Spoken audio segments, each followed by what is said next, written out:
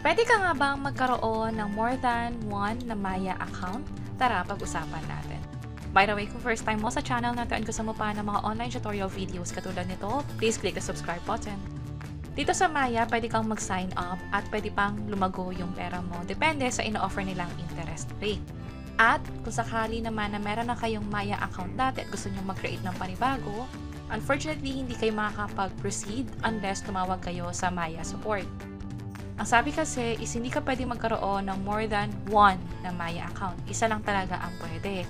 At kung sakali na tingin mo nakapag-sign up ka na dati at hindi mo na ma-access yung phone number na yon, kailangan tumawag ka sa Maya support para ipa-close yung mga dati mo ng Maya accounts. Andito yung phone number nila. And kung magkano man yung magiging laman nun, based sa naging experience ko dati, hindi na makukuha yung laman nun.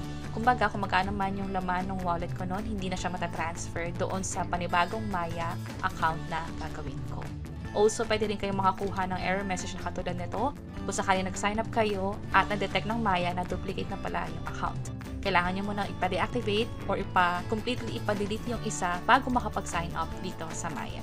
And that's it. Sana nakatulong tong video na to. Kung pakiclick ang like button at para sa iba't ibang mga tutorial videos, pwede nyo i-check itong nasa baba. Sana makatulong and see you sa mga next videos. Bye-bye!